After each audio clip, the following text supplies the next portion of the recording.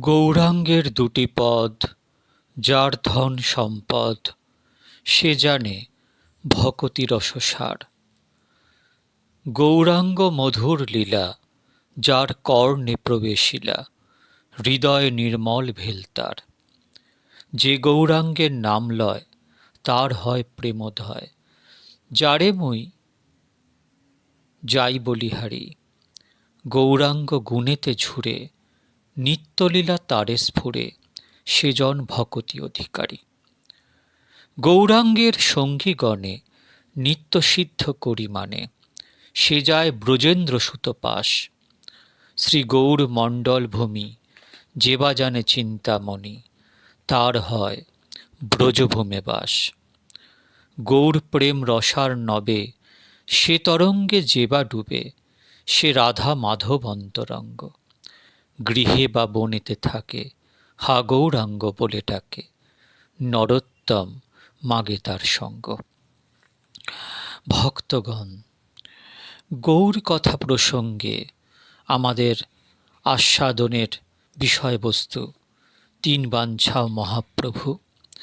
তিন বাঞ্ছাও মহাপ্রভুর মধ্যে প্রথম বাঞ্ছা আমরা আগের দিন আস্বাদন করেছি। আজকে তিন বাঞ্ছার দ্বিতীয় বাঞ্ছা নিয়ে আস্বাদন করব। অত্যন্ত লোভনীয়, অত্যন্ত গূঢ়, অত্যন্ত আস্বাদনীয়। খুব মন দিয়ে শ্রবণ করুন, কারণ ভগবৎ কথা শ্রবণমঙ্গলম। লীলারস কৌতুকী শ্যামসুন্দরের প্রথম লোভের প্রকারটি বলা হয়েছে। এইবারে দ্বিতীয় লোভের রূপটি বলা যাচ্ছে। শ্রীকৃষ্ণের মধুরিমা অদ্ভুত, অনন্ত, পূর্ণ। অদ্ভুত অনন্ত পূর্ণ মোর মধুরিমা।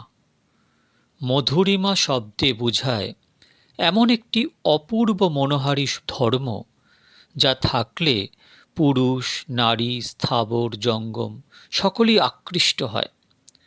তাদৃশ মধুরিমা শ্রীকৃষ্ণচন্দ্রে অদৃষ্টপূর্ব ও অশ্রুতপূর্ব।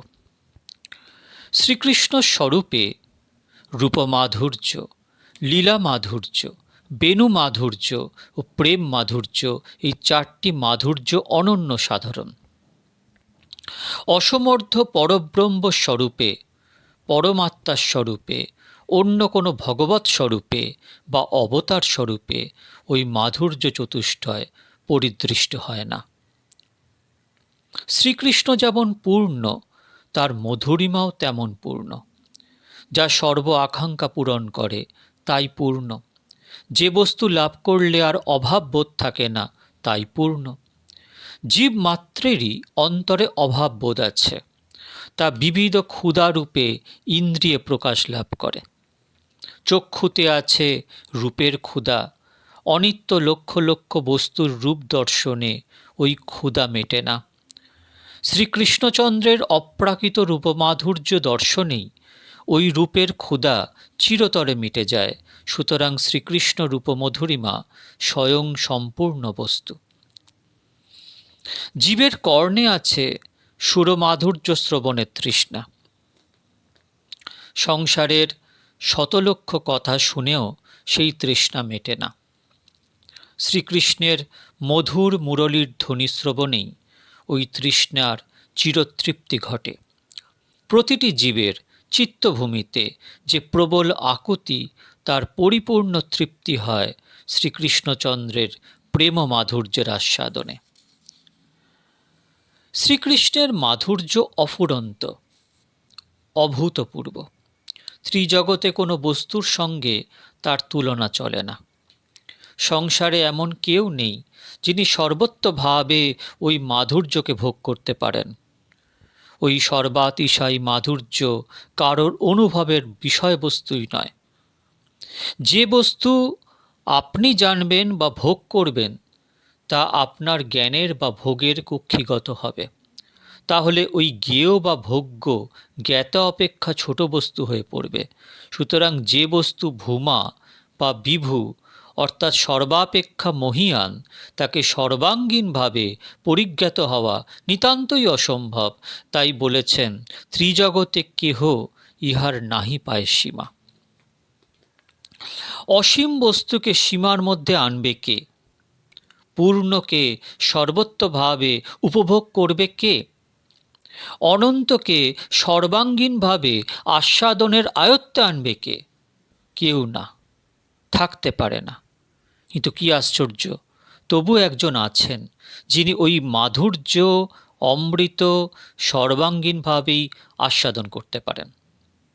এই প্রেম দ্বারে নিত্য রাধিকায় কলি, আমার মাধুর্যামৃত আস্বাদে সকলি। একলি মাত্র অর্থে ল প্রত্যয়টি দেয়া হয়েছে। ওই একটি মাত্র ব্যক্তিই আছেন, তিনি শ্রী ভানুনন্দিনী রাধা। তিনি নিতাই ওই মাধুর্য আস্বাদন করেন, আবহমান কাল ধরে করতেই থাকেন। আর শতলক্ষ জন যুগ যুগ কৃষ্ণ মাধুর্য আস্বাদন করেছেন, কিন্তু কেউ এর সমগ্রতা প্রাপ্ত হননি। রাধার মাধুর্যের কাছে রাধা যেভাবে কৃষ্ণকে আস্বাদন করেন, তার কাছে রাধার কোনো সমতা নেই। কিন্তু শ্রী রাধিকা আস্বাদে সকলই, সব খানিক মাধুর্য আবৃত নিঃশেষে উপভোগ করেন। কি আশ্চর্য! আশ্চর্য বটে। এই আশ্চর্যজনক সংবাদটি অনুভব করতে হলে দুটি পরম প্রশ্নের সম্মুখীন হতে হবে। প্রথম প্রশ্ন এই, যে বস্তু অনন্ত তার সকল বা সমগ্রতা আস্বাদন হয় কি প্রকারে? আর সামগ্রিক আস্বাদন সম্ভব থাকলে অনন্ত খণ্ডিত হয় নাকি? দ্বিতীয় প্রশ্ন এই, কোনো একটি বস্তুকে যদি কেউ সর্বত্রভাবে জানেন, তাহলে তা জানবার ইচ্ছা তার শেষ হয়ে যাবে। জানা বিষয় আবার জানতে গেলে বিতৃষ্ণা আসবে। বিতৃষ্ণা উদয়ে নিত্য আস্বাদনের আগ্রহ বিলুপ্ত হবে। সুতরাং শ্রী রাধা শ্রীকৃষ্ণ মাধুর্য নিত্য আস্বাদন করেন, আবার সকলই আস্বাদন করেন। এই দুটি কথার অন্তরালে একটি গূঢ় অসামঞ্জস্য দৃষ্ট হয়। উক্তিটি শ্রীকৃষ্ণের, অক্ষর কয়টি শ্রী কবিরাজ গোস্বামীর। সুতরাং সমাধান চাই।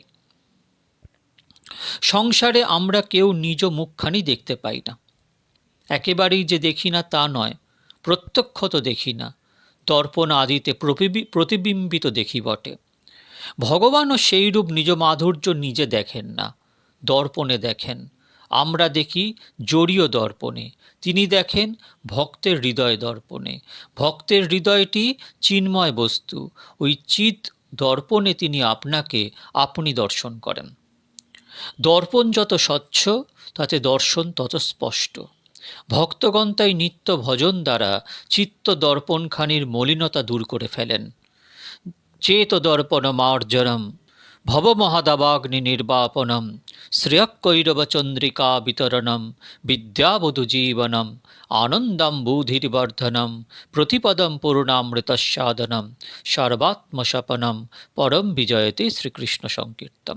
চেত দর্পণ মার্জনম, চিৎ রূপী দর্পণকে মার্জনকারী। ভগবত নাম সাধন করলে এই চিত্তরূপী দর্পণের উপর যে ময়লা জমে আছে তা মার্জিত হয়ে যায়। তাই দর্পণ যত স্বচ্ছ, তাতে দর্শন তত স্পষ্ট। ভক্তগণ তাই নিত্য ভজন দ্বারা চিত্ত দর্পণখানির মলিনতা দূর করে ফেলে। যার দর্পণ যত উজ্জ্বলতর, তার চিত্তে শ্রী ভগবানের আত্মদর্শন তত মধুরতর। দর্পণ দৃষ্টান্তে একটি ত্রুটি আছে, সকল দৃষ্টান্তে ত্রুটি থাকে। দর্পণ গ্রহণ করে প্রতিবিম্ব, ভক্ত হৃদয় করে বিম্ব বা মূল বস্তু। ভক্ত হৃদয়ে কেবল ভগবানের ছায়াপাত হয় না, সেথায় তিনি সতত বিশ্রাম সুখে বিরাজমান থাকেন। অনন্ত ব্রহ্মাণ্ডে যত ভক্তের যত হৃদদর্পণ আছে স্বচ্ছতম, তার মধ্যে সর্বাতিশয় স্বচ্ছতার পরাকাষ্ঠা রয়েছে যে দর্পণটিতে, সেইটি হল শ্রী শ্রী বৃষভানু দুলালীর প্রেম দর্পণ। রসিকেরা এই দর্পণকে সৎ প্রেম দর্পণ বলে থাকেন। প্রেম দর্পণের মালিন্যকে বলে উপাধি। রাধা প্রেম নিরুপাধি বলে ওর তার সৎ এই বিশেষণযোগ্য। এই সৎ প্রেম দর্পণে শ্রী রাধা শ্রীকৃষ্ণকে পূর্ণাঙ্গে গ্রহণ করেন। ওই দর্পণে শ্যামসুন্দর আপনাকে সর্বত্রভাবে দর্শন লাভ করেন।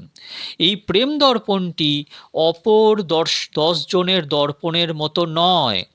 এর একটি অনন্য সাধারণ বিশেষত্ব এই যে এর স্বচ্ছতা প্রতিক্ষণেই বর্ধনশীল। মলিনতার লেশমাত্র নেই, তবুও উজ্জ্বলতা নিয়ত বাড়তেই থাকে, এটা বুদ্ধির অগোচর। উজ্জ্বলতা, স্বচ্ছতা এইসব শব্দগুলির রূপক বটে। রূপক অংশে বাদ দিলে স্বচ্ছতা কথাটিতে বুঝবে আস্বাদনের উৎকণ্ঠা। শ্রী রাধার শ্রীকৃষ্ণ মাধুর্য আস্বাদনের উৎকণ্ঠা প্রতিক্ষণেই বর্ধনশীল। ওই উৎকণ্ঠার আর পরিসমাপ্তি নেই। বাড়িতে নাই ঠাঁই তবু বাড়ে, নিয়ত বর্ধনশীলত্ব অধীরও মহাভাবের একটি বিশেষ গুণ। আবার শ্রীকৃষ্ণের মাধুর্য একটি অপূর্ব বস্তু, তা প্রতিক্ষণে নবায়মান। শ্রী সুখদেবের নিরুপম ভাষায় অনুভবাভিনবম পদব্যাখ্যায় শ্রীধর বলেছেন যে নিত্য নবীনং, প্রতিক্ষণেই নতুন। লৌকিক জগতে এর দৃষ্টান্ত দেয়া হয় না, তথাপি কথঞ্চিত সাদৃশ্যে একটি দৃষ্টান্ত দেয়া যাচ্ছে। সূর্যাস্তের কিছু সময় পূর্ব হতে যেমন পশ্চিম আকাশের বর্ণবৈচিত্র্যে চক্ষুর পলক ফেরাতে বিচিত্রতা পরিবর্তনশীল, প্রতিক্ষণে নূতনতর। শ্রীকৃষ্ণের রূপমাধুর্য কতটা এই প্রকার। তবে দৃষ্টান্তের সঙ্গে পার্থক্য এই যে সূর্যাস্তের শোভা পরিবর্তনশীল, শ্রীকৃষ্ণ রূপের মতো পরিবর্তনশীল নয়। সূর্য অস্ত গেলে সকল শোভা নিভে যায়, শ্রীকৃষ্ণের মতো সতত প্রকাশশীল থাকে না। এমন একটি বিশেষ রহস্য কথা এই যে শ্রীকৃষ্ণের মাধুর্য যে প্রতিক্ষণে নবায়মান, তা একমাত্র শ্রী রাধার আস্বাদনই সুব্যক্ত। ওই প্রেমময়ীর সৎ প্রেম দর্পণের অগ্রে উপনীত হলে কৃষ্ণ মধুরিমার নিত্য নবীনত্ব প্রকট হয়ে ওঠে, অন্যতায় হয় না। কবিরাজ গোস্বামীচরণ বলেছেন, এ দর্পণের আগে নব নব রূপে ভাসে। আরও একটু গভীরে গিয়ে কথাটি আস্বাদন করতে হবে। শর্করা বস্তুটি সুমিষ্ট লোকে বলে, কিন্তু মিষ্টক ধর্মটির স্থান ঠিক কোথায়? শর্করায় না রসনায়? যদি বলি শর্করাতেই, তাহলে শর্করা বস্তা বোঝাই থাকাকালে কোথাও মিষ্টত্বের অনুভব হয় না কেন? বৈজ্ঞানিক বস্তুতান্ত্রিক বিশ্লেষণে তা ধরা পড়ে না কেন? যদি বলি মিষ্টত্ব আছে রসনায়, তাহলে জিজ্ঞাসা করব, শুধু রসনা মিষ্টত্বের বোধ জাগায় না কেন? আসল তথ্যটি হল, মিষ্টত্ব শর্করায়ও নয়, রসনায়ও নয়, তা রয়েছে শর্করা রসনার মিলনভূমিতে।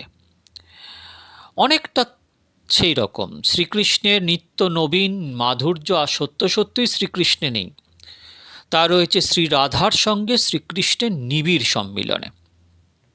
শ্রী শ্রী রাধা ঠাকুরানীর সতত বর্ধমান উৎকণ্ঠাময়ী প্রেমধারায় অবগাহন করলেই শ্রীকৃষ্ণচন্দ্রের মাধুর্য নিত্য নবায়মান হতে থাকে, অন্যতায় নয়। শ্রী রাধার প্রেম যে কেবল শ্রীকৃষ্ণের মাধুর্য রাশি সর্বত্রভাবে গ্রহণ করে তা নয়, গ্রহণ দ্বারা মাধুর্যকে বিশেষভাবে উজ্জ্বল করে ও অবিরাম উজ্জ্বলতর করতেই থাকে। শর্করার মিষ্টত্বের প্রকাশ যেমন রসনায়, শ্রীকৃষ্ণ মাধুর্যের নিত্য নবীনত্বের প্রকাশভূমি, সেইরূপ শ্রী রাধার বর্ধনশীল উৎকণ্ঠায় রসের প্রকাশভূমি ভাব, রসরাজের প্রকাশভূমি মহাভাব।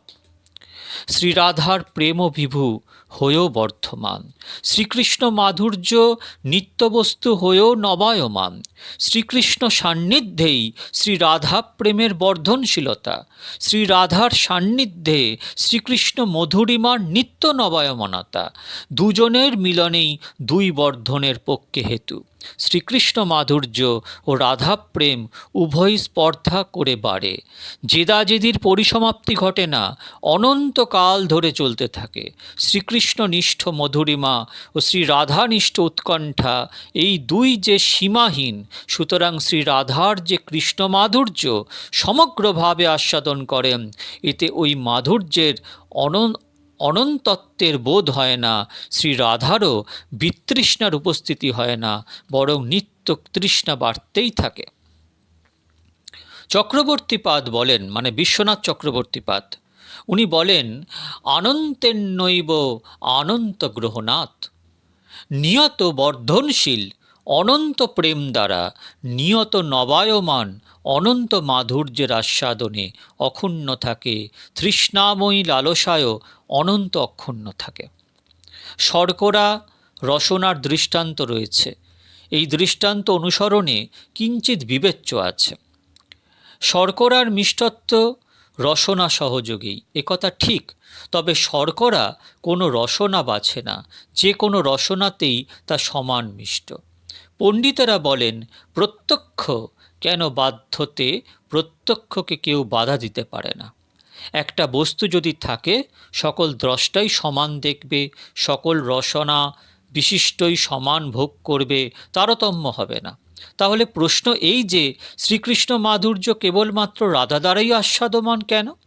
কথাটি আপাত যুক্তিসহ বটে, কিন্তু বিচারে টেকসই নয়। কেবল বস্তুর বিদ্যমানতাই তদ্গ্রহণে কারণ নয়। বস্তু থাকা সত্ত্বেও অন্ধ দেখে না কেন? সুতরাং দর্শন পক্ষে বস্তুর বিদ্যমানতা ছাড়া আলো ও চক্ষুর সত্তাও অপরিহার্য। সেই রকম শ্রীকৃষ্ণ মাধুর্য আস্বাদনের পক্ষে প্রেমের আলো ও তৃষ্ণার্ত নয়ন, এই দুটি একান্তভাবে প্রয়োজন। শ্রীকৃষ্ণ মাধুর্যস্য প্রেমৈকাস্বাদ্যোত্তম, শ্রীকৃষ্ণ মাধুর্য একমাত্র প্রেমেরই ভোগ্য সামগ্রী। যে ভক্তের যে জাতীয় ও যে পরিমাণ প্রেম, সে সেই মতো আস্বাদন করেন। দাস দাসীর মতন, সখা সখার মতন, জননী জননীর মতন কৃষ্ণ মাধুর্য ভোগ করেন। সাধারণই সামঞ্জস্যা, সমর্থারতি নিজ নিজ অনুরাগের গভীরতা অনুসারে কৃষ্ণকে আপন করে নেয়। কবিরাজ গোস্বামীর ভাষায় স্ব প্রেম অনুরূপ ভক্ত আস্বাদয়। মথুরাবাসিনী নাগরীরা রাজপথে শ্যামসুন্দরকে দর্শন করে পরস্পর বলাবলি করছেন যে, কৃষ্ণরূপের এই যে অসমর্থ মাধুর্য, এই আস্বাদন করতে মথুরা নাগরী আমাদের অধিকার কোথায়? একমাত্র ব্রজললনারই ওই পরম বস্তু উপভোগে সমর্থা। যদি বলেন তা কেন হবে? মাধুর্যময় বস্তুটি যখন সম্মুখে, তা যাদেরই নয়ন পথে আসবে তারাই ভোগ করতে পারবে না কেন? উত্তরে বলবো, না, পারবে না। অন্য কোনো বস্তু বা ব্যক্তি হলে এ কথা হয়তো চলত, কিন্তু শ্রীকৃষ্ণ সম্বন্ধে খাটবে না। শ্রীকৃষ্ণের মাধুর্য নিত্যই নবায়মান। এটা আস্বাদন করতে হলে হৃদয় সম্পুটে থাকা চাই নিয়ত বর্ধনশীল প্রেমের ভাণ্ডার। ওই বস্তু ব্রজ গোপিকারই আছে, সুতরাং একমাত্র তার অধিকার ও তার আস্বাদক। গোপিকার শিরোমণি শ্রী রাধা ঠাকুরানী ভিন্ন প্রতি লবে লবে অভিনব কৃষ্ণ মধুরিমা সম্পূর্ণভাবে ভোগ করবার পাত্র আর কেউ না। মথুরাবাসিনী রমণীরা আকুল আগ্রহে জিজ্ঞাসা করেছেন, ব্রজললনারা কি তপস্যা করে ওই পরম প্রেম সম্পদ লাভ করেছে? কেউ যদি জানো তবে আমাদেরকে বলো। আমাদের সাধ হয় সেইরূপ তপস্যা করে ওই পরিমাণ প্রেম ও সামর্থ্য লাভ করে শ্যামনগরের নিরুপম রূপসুধা পান করি। শ্রী শ্যামসুন্দরের মাধুর্যের এমনই এক অনির্বচনীয় শক্তি যে দর্শন করা দূরের কথা, তদ বিষয়ক বর্ণনা শ্রবণ করল মন চঞ্চল হয়ে ওঠে। তা আস্বাদন করবার জন্য শ্রবণকারীর হৃদয়ে তীব্র উৎকণ্ঠা জন্মে। উৎকণ্ঠার প্রবলতায় চিত্তকে উদ্বেল করে তোলে। অন্যের মুখে শ্রবণেরই যখন এত শক্তি, তখন নয়নে তা দর্শনে যে তীব্রতর লালসার উদ্রেক হবে, এতে আর বিস্ময়ের কি আছে? কৃষ্ণ মাধুর্যের কথা চিত্তে লালসা জাগায়। ভক্ত নরনারীর চিত্তেও জাগায়, যার কথা তার চিত্তেও জাগায়। যখন ভক্ত মুখে ওই মাধুর্যের কথা বর্ণিত হয়, তখন তা শ্রুতিগত করবার জন্য মাধুর্যের ঠাকুর স্বয়ং লুব্ধের মতো সেখানে আনাগোনা করেন। মদভক্তা যত্র গায়ন্ত্রী তত্র তিষ্ঠামি নারদ। নারদ ভক্তি পঞ্চরাত্র। শ্রী নারদের প্রতি এই শ্রীমুখের বাণী। নমে তিষ্ঠন্তি বৈকুণ্ঠে, নমে তিষ্ঠন্তি বৈকুণ্ঠে যোগীনাং হৃদয়ং চ মম ভক্তা যত্র গায়ন্তি তত্র তিষ্ঠামি নারদ। কেবল কি নিজ কথায় শ্রবণেই আগ্রহ, নিজ রূপ দর্শনও লোলুপতা অপরিসীম। এ এক অভিনব বিস্ময়াবহ সংবাদ, নিজ রূপসম্পত্তির আত্মমোহনতা ধর্ম। শ্রী ভগবানের রূপমাধুর্য সর্বকালেই সুন্দর। শ্রী রামচন্দ্র আদি যখন যে রূপে পরিগ্রহ করেছেন তা জগৎ মুগ্ধ করেছে। যে নয়ন পথগত করেছেন সেই আত্মহারা হয়ে চেয়ে রয়েছেন, এটা ঠিক। তথাপি ব্রজরাজ নন্দনের রূপলাবণ্যের তুলনা অনন্ত বিশ্বে কোথায় নেই, অন্য কোনো অবতারও নেই। অন্য সকল রূপে বিশ্ব সংসার বিমুগ্ধ, কিন্তু গোপবেশ বেণুকর কিশোরাকৃতি নিজেকে পর্যন্ত নিজে মুগ্ধ করে রাখে। শ্যামরূপ আত্ম পর্যন্ত সর্বচিত্তে হর। নাগরের সৌন্দর্য ছটা পুরুষ যোষিত কিংবা স্থাবর জঙ্গম সর্বজনের চিত্তকে তো স্বাভিমুখে আকর্ষণ করে। অধিকন্ত আপনার চিত্তকে পর্যন্ত রসাবেশে বিমোহিত করে রাখে। কৃষ্ণ মাধুর্যে কৃষ্ণ আদি নরনারী করয়ে চপল। এই আত্মরূপে আত্মচপলতা একটি নিরুপম সন্দেশ। পরাৎপর ব্রহ্মের আত্মরতি স্বরূপতার ওই শ্রীকৃষ্ণেরই চরমতম অভিব্যক্তি। শ্রীকৃষ্ণের নিজ রূপমাধুর্য আস্বাদন লোলুপতা একটি বিচিত্র বার্তা। নিত্য নবায়মান বলে অনেক সময় নিজেকে নিজে চিনতে পারে না, মাধুর্যের নিরুপমতায় স্তব্ধ হয়ে যান। একদিন মণিময় দেওয়ালে নিজ প্রতিবিম্বিত মাধুর্য দর্শন করে চমকে উঠে স্থিরভাবে দাঁড়িয়ে গেলেন।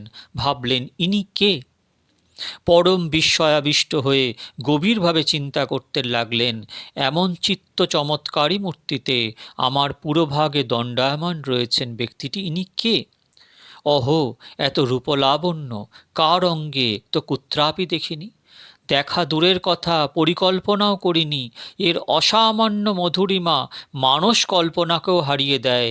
এই বিস্ময়কারী রূপের মানুষটি কে? চিত্ত আকর্ষণকারী ব্যক্তিটির পার্শ্বের শোভা দর্শন করবার জন্য শ্রীকৃষ্ণ তখন নিজ মস্তক হেলিয়ে নিচু করলেন। প্রতিবিম্বের মস্তকে অনুরূপ কার্য করল। নিজ ভ্রান্তি বুঝে স্মিত মুখে শ্যামসুন্দর বলে উঠলেন, অহো, এ যে আমি, আমারই রূপপ্রবাহ এমনইভাবে বহমান। এত বিস্ময়াবহ মাধুর্য যে আমাতে আছে তা তো জানতাম না। এই রূপ আমার চিত্তকে প্রলুব্ধ করেছে। বলাৎকারে তাকে সর্বত্রভাবে সম্ভোগ করবার তীব্র লালসা জন্মেছে। কিন্তু হায়, ওই প্রতিবিম্বকে তো জড়িয়ে ধরতে পারছি না, নিজেকে তো নিজের বক্ষে ধরে বদন মধু ভোগ করতে পারছি না। এই নিখিল বিশ্বে একজনই পারে। আমার আকুল আগ্রহ জাগে হৃদয়ে, তার মতো হয়ে ওই নিরুপম রূপসুধা নিত্যকাল ভোগ করি। কাময়ে রাধিকেব, এই কামনার মধ্যে দ্বিতীয় বাঞ্ছার বীজ অন্তর্নিহিত। দ্বিতীয় বাঞ্ছার রূপটি শ্রী স্বরূপ দামোদর পাদের অক্ষরে অনয়া আস্বাদ্য যেন অদ্ভুত মধুরিমা কীদৃশ বা মদিয়া। পূর্বে যে প্রেমের মহিমার কথা বলা হয়েছে, সেই মহিমাময় প্রেম দ্বারা সেই রাধা কর্তৃক আস্বাদিত আমার অসমর্থ মাধুর্যটি কিরূপ। একটি গুপ্ত কথা আবারও স্মরণে আনা প্রয়োজন, যে শ্রীকৃষ্ণের লোভ কেবল আপন মাধুর্যের প্রতি নয়, শ্রী রাধা কর্তৃক আস্বাদিত নিজ মাধুর্যেরই লালসা। ওই মাধুর্যটির পূর্ণাঙ্গ অভিব্যক্তি ওই আস্বাদন তৎপরতাতেই পর্যাপ্ত। শ্রী রাধার নিয়ত বর্ধনশীল তৃষ্ণাময় প্রণয়ের বিলাস বৈচিত্র্যে নবায়মান যে শ্যাম মাধুরী, তৎপ্রতিই তার দুর্দমনীয় লালসা। এই লবে লবে অভিনব লোভনীয় শ্যামসুন্দরের সমগ্র সত্তাটি পর্যাপ্ততা প্রাপ্ত মাদনাক্ষ মহাভাবময়ীর আস্বাদন চতুরতায়। ওই স্বাদটি পাবার স্বাদ মেটাতে একাঙ্গে মিলনাঙ্গ গৌরাঙ্গ শ্রীহরি। ভক্তগণ, 3 বাঞ্ছার দ্বিতীয় বাঞ্ছা আজকে এখানেই বিশ্রাম লাভ করছে। পরের দিন 3 বাঞ্ছার তৃতীয় বাঞ্ছার বিশদ বিবরণ নিয়ে আপনাদের সামনে হাজির হব। আপনারা ভালো থাকবেন, বারবার শ্রবণ করবেন। আমি প্লে লিস্টে এই পুরো সিরিজের প্রত্যেকটা ভিডিও আপলোড করে দেবো, আপনারা প্লে লিস্ট থেকে দেখে নেবেন। ভালো রাখবেন, ভালো থাকবেন, স্মরণ মনন কীর্তনের মধ্যে থাকুন, সৎসঙ্গের মধ্যে থাকুন। যুগটা কলিযুগ, নামকে আশ্রয় করবেন, ভগবৎ প্রসঙ্গকে আশ্রয় করবেন, বিষয় কথা থেকে নিজেকে দূরে রাখবেন, বিষয়ী মানুষদের থেকে নিজেকে দূরে রাখবেন এবং সর্বদা ভক্ত সঙ্গ, ভক্ত কথা, ভক্ত প্রসঙ্গকে নিয়ে মনকে নিযুক্ত রাখবেন। এটাই হচ্ছে এই যুগের পরম ধর্ম। ভালো থাকবেন। শ্রী শ্রী নিত্যানন্দ রাম, শ্রী শ্রী গৌর গুণধাম।